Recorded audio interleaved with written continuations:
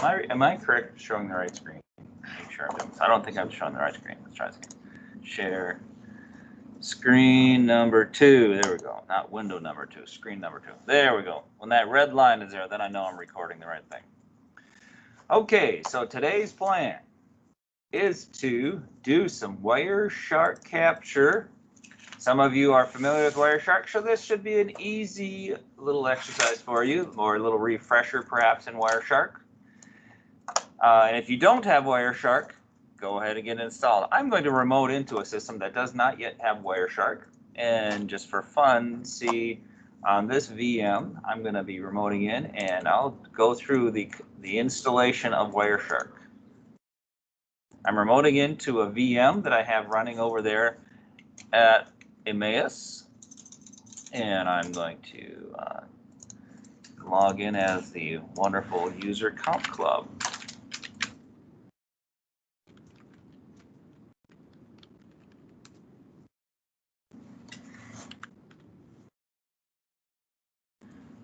I'm running on a Windows 10 virtual machine, port forwarding through our firewall in our lab over there to the specific IP address internal to the lab.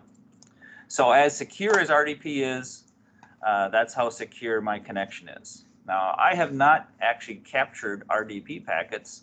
I'm assuming RDP is secure, and I could do a little searching for RDP security, find out how secure that is. This is a machine running on a, well, I'd say a 5-year-old server, so it's not super fast. Running Windows 10 with administrative privileges as the user comp club. And no, I don't want to sign into Microsoft. There we go. Something that I've noticed with Windows 10, that it loves to start up a lot of things. So one thing, and to me, that's a security concern. So I like to go in and check for startup apps regularly. Anytime you install something. And one thing that kind of annoys me is Opera likes to install an Opera updater. Anything Adobe, it likes to install. And even Microsoft itself, it loves to start up Teams for you at the very start. And knowing that Teams likes to go find your video camera and connect to it, I'm a little concerned that it is going to have a high impact when it is automatically started up. So I go into startup and usually turn that off. These are added items in your vulnerability, your attack surface.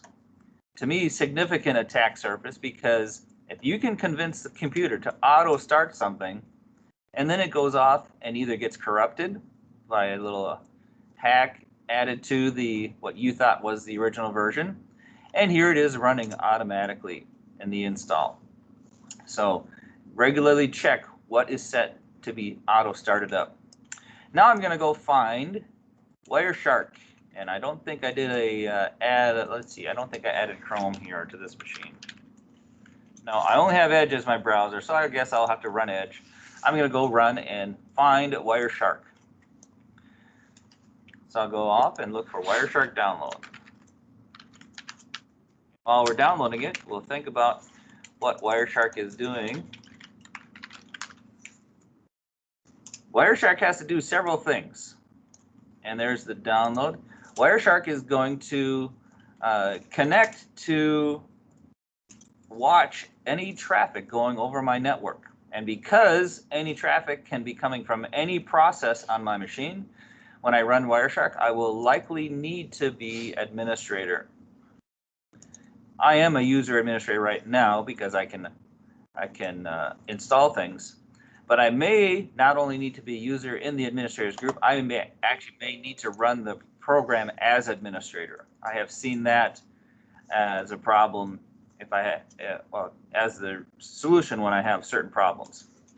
Well, there's an extra program that Wireshark installs when it is running. It kind of, you think of it as another piece of Wireshark is a packet capturing software. So it'll go through installing Wireshark, and I think at some point in the install, it'll say, I'm going to install some other things here for you. And let's see, it has 3 parts, digital license, okay.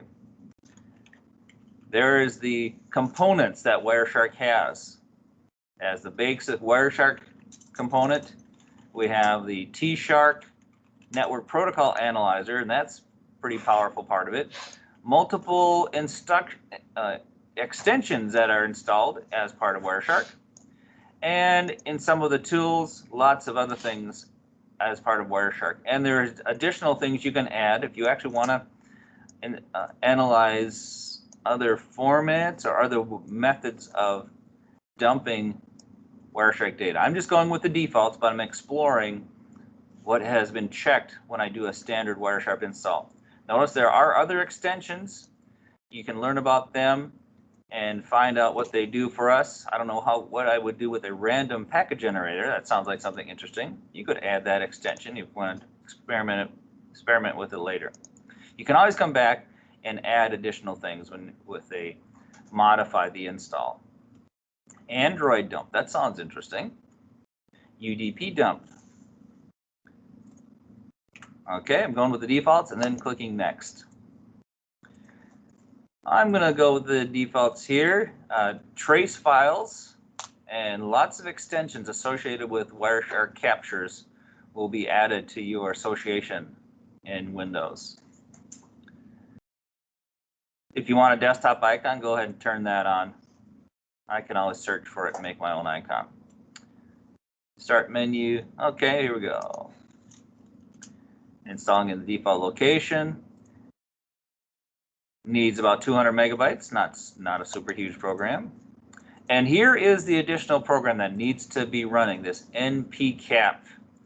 This is the program, kind of think of this as the major tool underneath Wireshark that actually is doing the live capture. That's the program that better have administrative privileges when it runs. That's I call that the heart, the core of Wireshark is that npcap.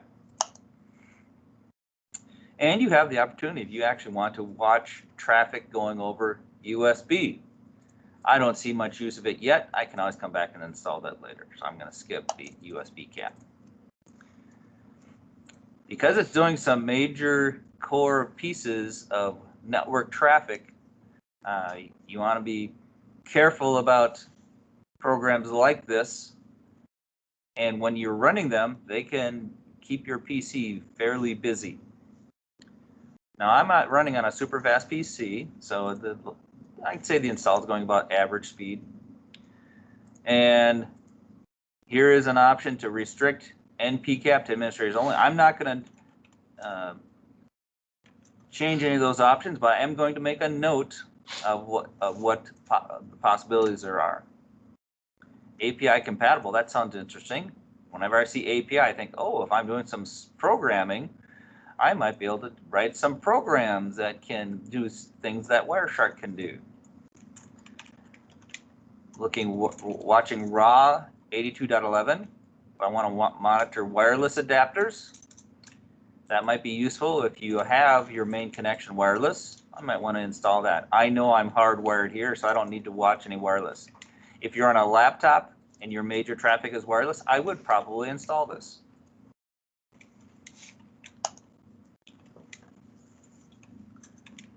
Ability to install now. I think on a lot of these classroom machines, you may already have Wireshark installed. It wouldn't hurt to bump it up to the latest version, download the latest, because I think they were installed last year. I don't know if there's any major upgrades, but there may be some bug fixes, and we don't like bugs, so feel free to update your Wireshark. Now it's completed. Nice. It hasn't asked me for a reboot, which I'm happy about. Sometimes powerful programs like this need a reboot. If you are a Linux aficionado, you can also install this under Linux. It takes a little bit more work to allow it to run without having to be root, but it's not super hard. There are a few extra details under Linux, and it gives you instructions. If you try running without root, it'll give you some instructions what to do to allow you to run not as root. And I've done that a few times as we've regularly have messed with Wireshark on different machines. Okay, it looks like I'm ready to, the install is completed. So I'm running Wireshark 3.4.0 64-bit. Great tool. Probably one of the first you would look at if you're starting with network security, understanding packets. Now this is assuming that you know and remember your basic network skills. So great practice of your network skills. My install is done. I can close the website. And now I'm ready to run Wireshark. And if I look at the assignment description here for the Wireshark capture, it isn't super rigorous. Let's come down to that tool there on Moodle here, the Wireshark capture FTP capture activity right there, right underneath Chapter 17 review questions. I should change the order because it's coming before we're doing Chapter 17. So not a whole lot of work unless you're stuck getting Wireshark installed. The next part is learning the Wireshark interface. If this is your first time in Wireshark, I want to be sure you have time to explore that. If this is a revisit to Wireshark, spend time just refreshing your familiarity with the user interface. So what we're going to do is let's just start up Wireshark and see what we have in the menu. And I'm getting back here on my remote machine. And just think of what network traffic is happening right now. As I'm connecting into this remote machine, I'm remote desktoping in. Meaning all the images of this desktop are being transferred back to me over the network. And so I'm going to have some pretty heavy network traffic. Let's run Wireshark and just see what I have for network traffic. Just by clicking Wireshark, find Wireshark. If you want to save the icon, I like to, if I'm going to use it a bunch, I'm going to pin it to my taskbar. Right click, there we go, pin to taskbar. And I'll go ahead and run it. I am a user in the administrators group as Comp Club on this machine. And it shows me I have one network connection. Now you will likely, if you're running on a desktop, you will see multiple network connections, but it shows a little tiny weeny graph of what it's seeing as traffic on that device. So watch for the one that has what looks like lots of traffic. That's likely to be the one that you're going to want to capture on. We are using no capture filters. This will be very handy for us when we are on a system that's, especially if you're remoting into a system or you have something else going on, such as Microsoft Teams, bringing back images from the network. That's tons of traffic. Let's just see how much traffic is happening right now. Notice, remember, I'm on this machine. I am not running Teams on this machine. I am running remote desktop. Let's see how many packets I capture in just a second. To do that, I simply click on the little shark fin right up there in the upper left. Start capturing. 1, 2, 3. Hit the red square to stop capturing. And you see a number at the bottom, 206 packets captured. Actually, that's not a very high number as I think about what's all been going on this system. It's got a screen that has been changing. You'd think that would be a lot of packets. But remember, packets contain information as well. So there may be some large packets in there. Let's find out what's in each packet. Just by clicking on the packet up here above, as I click on each packet, I see what's in that packet in a little frame down here, kind of showing the pieces of the packet, and I can expand each one to see what's inside of each little packet, remembering some of my networking skills of what's inside packets and how the definition of the packet and the type of packet determines what the data is inside of it. Lots of interesting things I can find out about my packets. And remember, all I did was I was running Wireshark, doing nothing else but running Wireshark as I'm remoted in, and I see all this traffic. The most interesting things have to do with the source and destination. I know this is the IP address of the remote machine. I'm on a local network 216, and it's sending information off to this address, 192.154.15.10. Don't have any clue what that address is. Is that possibly, well, since the only traffic is between me and the system, I'm guessing this is this system's address. Let's find out. What address am I at? I'll go back to my browser and run ipchicken.com. That tells you what address your firewall appears on the internet. And look at that. ipchicken is telling me the external address of my firewall is 192.154.15.10. And lo and behold, that's the address showing up quite a bit in the destination of packets coming from this local machine, which should be no big surprise. This machine is talking to me. Remember, that's me external address on the internet. That is his actual internal address on the network. So we're not seeing my firewall over in the lab because I'm running Wireshark on that machine. It just knows his source is this address, and he's answering with some protocol TLS 1.2 with some application data. And along the way, as you're on a local network, you will see standard local network traffic, such as this little packet right here. A little broadcast packet pops up right in the middle, showing me that there is a little bit of DNS kind of, or MAC address resolution. They're building MAC tables, doing a little broadcast of, hey, I'm looking for the MAC address of this PC. Tell me, who has that MAC address? So you see other traffic going on, having just to do with basic network housekeeping. This is wonderful to have when you're seeing heavy network traffic on your network. You think something may be wrong, just run a Wireshark capture on your PC. And if you see tons of these, you know you may be having a thing called a broadcast storm, or you may have somebody attacking your network, and you can start doing a little troubleshooting. Very helpful program to understand and use. Now, we haven't done the actual FTP part of it. Let's run now after examining this. If I'm interested, if there's something interesting that appears here and I want to save it, I can go File and Export Packets. And I can save this as a packet capture file. I'll call it capture test. It gives me, by default, saving in the documents folder. Let's go ahead and just save that as a exported. Click Save, and let's see what that file shows up as in my documents folder. Capture test. I'm going to go ahead and turn on file extensions, and I see that it has an extension of pcap-ng. Remember that npcap program?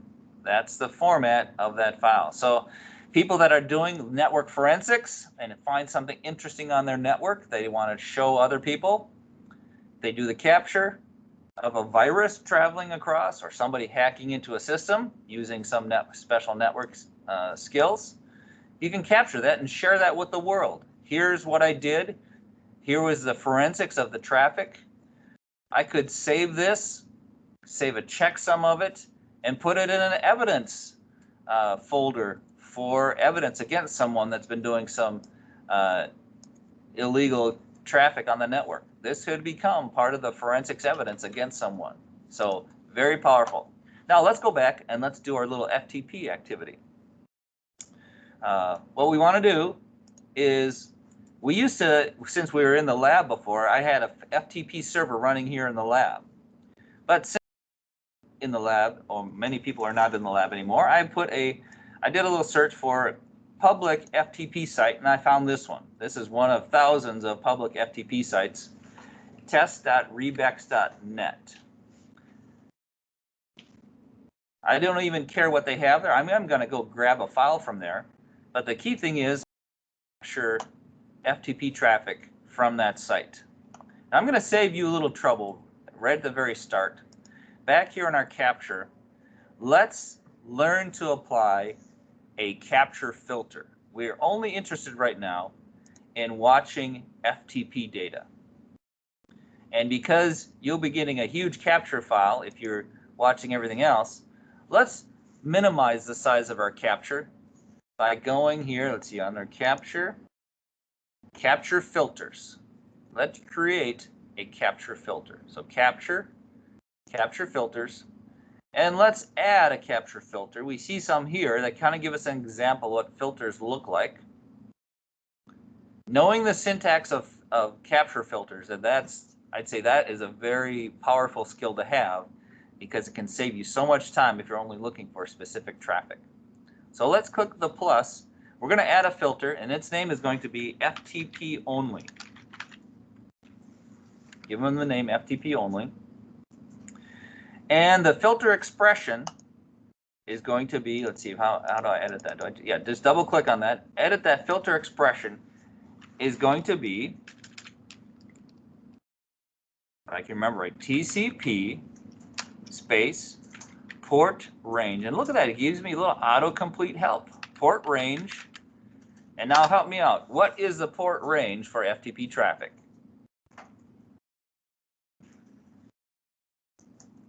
This is something you should know with your basic network knowledge. FTP, I suppose it's not as common as it used to be, but you should know basic ports. HTTP, port 80. SSH, standard port 22. Is this 21? 21 and close. Is it 21 and 20? Yeah, 20 and 21. Other standard ports you should have memorized. HTTPS 443. Telnet 23. ICMP. I guess does that use a port? And FTP, port 20 and 21. That is a standard part of certification, is knowing quite a variety of your standard ports. And that's something to look up if you're just, part of doing your general network studies. Have a list of even flashcards. What are the ports for some basic protocols? Okay, so the port range to do that is 20-21. That's the syntax of the port range command. And the wonderful thing about this, as you get it right, it will give you a turn green. If you have it wrong, it gives you a little syntax error showing the problem it's having. And typically you just see a syntax error, and it doesn't give you a lot of help, but there's a ton of help online. So once it turns green, you know you've got a good packet capture filter, and then I click OK. But I haven't turned that filter on yet. I need to capture using that filter, so I click Options, and here's my capturing on Ethernet 0. And I click here in my capture filter, and I can choose that filter. I thought I could choose that filter I just selected. Enter capture. That bugs me. I thought I could choose one of those that I had just edited. What's that? You see that little green bookmark icon? Oh, this guy. Yeah. Oh, there. I was thinking I wanted to pull down over there. Okay, there we go. There it is, FTP only. Now, when I capture, I'm only going to see the FTP capture and click Start. And no, I'm not going to save because I've already saved that packet. Oh, sorry. I can't say continue without saving. Sorry. Continue without saving. And I'm seeing nothing because I haven't started FTP yet. Now, let's go and start FTP. Now, I could install a program like FileZilla. That's a wonderful FTP client. WinSCP is also a wonderful FTP client. The main reason is you can do secure FTP. I'm just going to run FTP from the command line. And the site is going to be test.rebex.net. So I just do FTP test.rebex.net, And as soon as I run this, I should see some packets appearing. Let's see. Look at that. Some packets are appearing from port 20 and 21, and I can even come over here. I guess, yeah, I can actually click on them and actually see them while I'm in the middle of a live capture. I can see those particular packets, see what's going on there. And the last packet was sent was this one. Let's now enter a password, and the password is demo. And I see the request going, this is the key part of this. This request is going plain text data, and now it's asking for a password, and I enter my password. The demo password is, I believe, the word password. And I am now logged in. Now, you didn't see me type my password, but over here in the packet, look at there, my password has been sent in plain text across the network. Anyone watching traffic on my machine, which you can do if you have switches set up in what they call promiscuous mode, you can set a port on a switch to basically echo all the traffic seen on that switch, basically a wiretap on the network. I can watch every packet going by. I can watch FTP traffic because I know it's not secure. And anytime anyone goes anywhere on my network using FTP, I can watch their users and passwords fly by. I'm going to do a couple more things. I'm going to do a list of the folders on the remote site. There's not a huge list. Oh, I don't want to block anything. Won't allow that access. And why isn't the list coming back?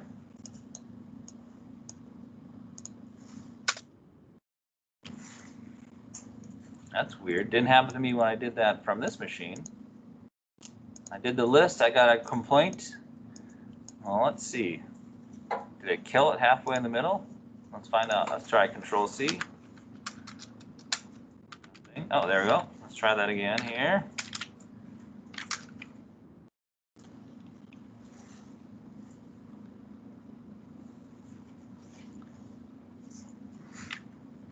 Don't know what it's waiting for. I did see some packets fly by. This worked fine when I did it earlier this morning. I'm going to Control C that and quit, and I'm going to start again here.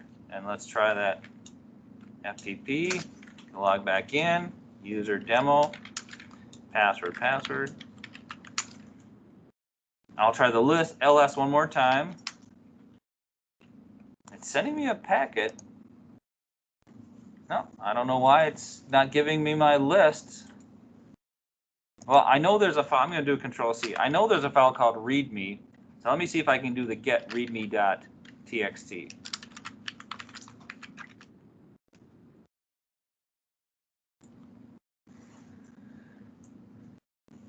Oh, it says, though, something's broken in my access over there. Well, I'm not going to worry about that because I've captured my main thing. I've logged in a few times, and now I can come back here. I'm going to do the Control C and quit.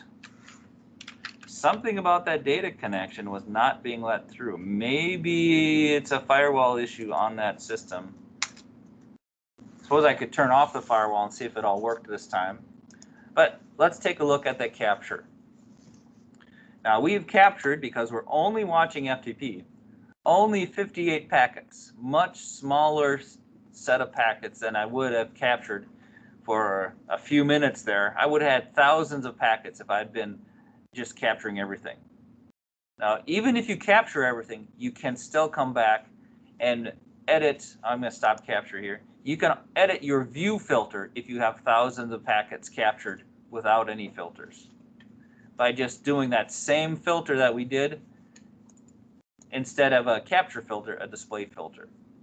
If you're wanting to watch all the traffic and later on filter them, you don't turn on any capture filters. You want to capture everything. But you better have a very large disk space to fill up and store your capture, because it will be huge if you're on a network with significant traffic. And the main thing for you is if you're using Teams or remoting into some system, all that Teams data is going to be filling up your capture. just for fun, I'm going to run a capture on this local machine with no filter and just see how many packets I get within a few seconds. I'm running Teams. I'm remoted into a system. I'm connected to Moodle on Dubuque. There's not a ton of activity there. I am, of course, I'm over here with about 10 tabs open to different pages on the internet and my Gmail. Let's see how much traffic I have just by running a capture on this machine right here.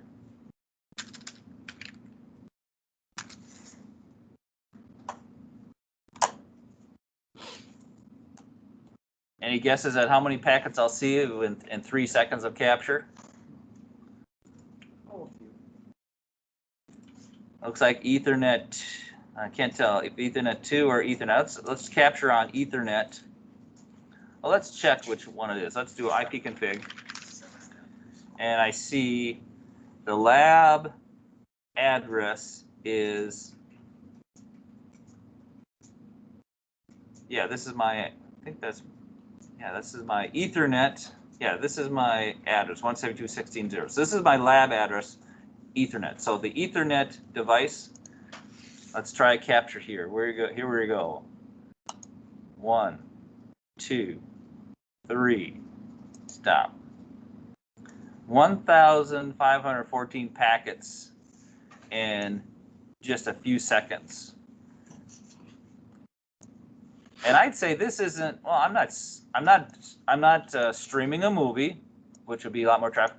I'm not playing a game. I would challenge you, if you're in the middle of a game, Fortnite or whatever game that's on over the network, take a look at how many packets are generated there.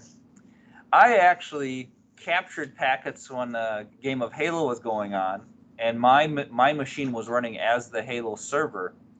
I was able to capture, and what I did for fun, I replayed packets over the network, and I could get players to move on the clients. The players would jump as I replayed. I could play the traffic back into the network. It was kind of fun to see the effect. I'm sure I couldn't do it probably doing a live game, but some of these things, and it'd be cool to actually decipher what information is going through those packets and figure out, hey, here's the XYZ position of a player. If I broadcast that, I could get somebody to jump, not realize where they were, blast some traffic at them, shoot them where they really are in the world of the Halo, and people would wonder, how did I do that? And of course, I could get a little bot soldier running. I'll bet you people have done that. But back to the packet capture. If I want to just watch for the FTP part, in the display filter, I could come here and say TCP port range of 20 and hit enter. Oh, it doesn't like that. The capture filter, or the display filter, oh, did I spell something wrong? The display filter syntax is not the same. Notice there's not a port range in the display filter. I can do TCP, I think I say .port equals 20, or TCP .port equals 21. So display filters aren't exactly the same syntax, but very similar to the capture filters. And because I was not doing any FTP at this point, I've captured everything, but I see there is no TCP data going across. So TCP port equals, how about 443? Yeah, lots of 443 protocol. So display capture or the actual capture filter. Very nice to know the difference and to know how to use them. Syntax is not the same. And to turn off the filter, just click the little X. Back to my remote systems capture over there. We want to actually see what was going on in the FTP session. Right now, I can see each packet, and I can sort of decipher it by reading through the actual raw data. But that's kind of a painful way to see what was going on. I do see here the user demo request. and I can come up here and see the initial traffic being sent to me. But the way to see it in a little simpler format, just right click on a packet and follow TCP stream. Much nicer way to see what traffic was actually going on. Basically, it's helping to pull out the information from what it saw going across the network. And here I see the data being sent, all in plain text with FTP, showing you how dangerous FTP is security-wise. But you've captured this. Now, this is the part that I would like you to give me a screenshot of as part of this assignment. Just do you can do a snipping tool or control print screen, and I think that will also capture that. I think control print screen captured the desktop. Control alt print screen captured just the window you're in. Or if you want to just use the snipping tool, you can do a capture of that window there. Waiting for a snipping tool to come up. Do a new snipping tool and just draw across that. Save that to file and then upload that, showing your successful following of the stream. So I could just do a file save and call it my FTP capture. Let's see, it's 2011-02. 2020, November 2nd. That's the image name. And I think, what else was I asking for here in that assignment? Take a look here. Sort the data by protocol, follow the FTP session, shows your login and plain text transmission. Oh, also, and I want you to also save, send me the captured packets, just to show you know how to save the packets. So as I've done this filter the stream, I can also save as while I'm right in here. I can do a save as. I think that may actually, let's see what that does a save as. I think that does just a save of the followed stream. Let's see what that shows. Captured. I'll call that followed stream, followed. Let's see what that looks like. Followed stream, I'm guessing it's a text file. Let's try to open that with Notepad.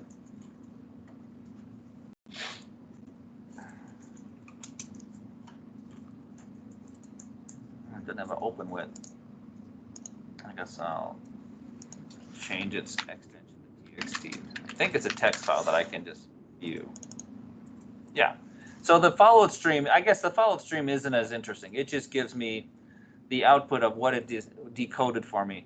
It's actually more useful to actually save the entire capture for later practice. So instead of, don't save the followed stream, I'm going to close that, and back in the main Wireshark capture, do a file export. And I might as well just export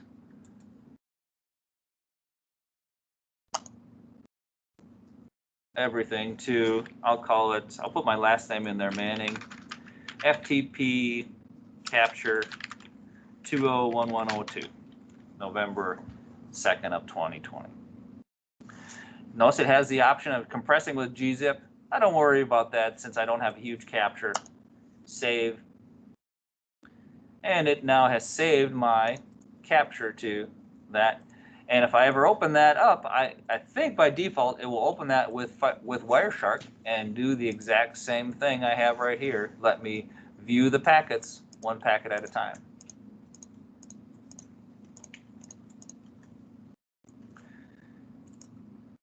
So see how, well, this particular system isn't super busy, so it's not a big difference. Let's turn off the packet capture, or the, let's turn off any capture filters. And start the capture without saving, because I already have saved this. And let's see how many packets I get few seconds. I'm going to go over here and do the FTP session. Log in with user demo, password, and hit enter, and then quit. Come back here and stop the capture. And so in the time that I've logged in and then logged out, I have 760 packets. But I've got this mixed up with other data. Remember now, since I had no capture filters, I can apply my display filter, tcp.port = 20, or tcp.port = 21. Hit enter, and now I have how many filtered? Does it tell me how many I have filtered? I know I have 759 total. It doesn't say how many I have displayed filtered, but it is shorter list. And I can now go to the first packet. Or actually, it doesn't matter. Any packet, as long as I right-click on it, I can right-click, follow, and it shows me my entire stream. And there it shows me again my password in plain text. But this time, I've been able to do a display filter of just ports 20 and 21 of 760 packets captured. If there was some other interesting traffic on there, I could go back and change my filter. See how when I did the follow, it recognized, oh, that's stream number 1. Okay, it changed the display filter to TCP stream = 1. So it did the modifying of my display filter when I asked it to follow the stream. Let's look at the packets one by one. It's not too hard to do. Just click on it, and then you can arrow down one by one. You can see the raw data. That's often fun to look at. But if you're interested in the pieces of the packets, you can expand these and see exactly what data is listed in that packet. And as I click on the data here,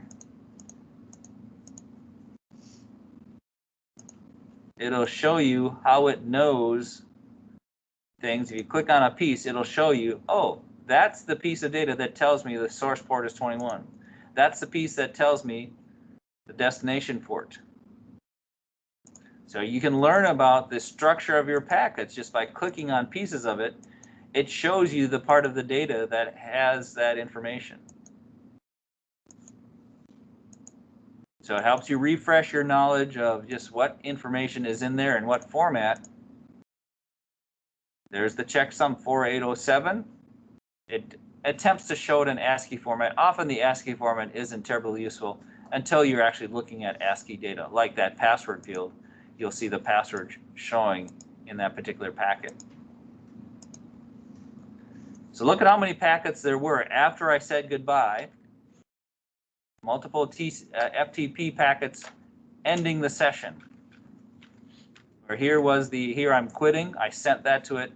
Here's the, okay, I'm signing you out. And I get the FIN-AC. Here's my SYN-AC connection. Very helpful at just refreshing your understanding of packets along the way. But the main thing here, I was able to watch one protocol, FTP, known to be insecure, but that makes it a easy program to analyze with Wireshark. I suppose I could do an analysis of my RDP session and just find out what that data looks like. I'd have to know what RDP port is it. I think it's 3089 or is it 3389? Let's try this. RDP port. Yeah, 3389. So RDP port 3389. Let's see what RDP traffic was involved here. So let's look for TCP.port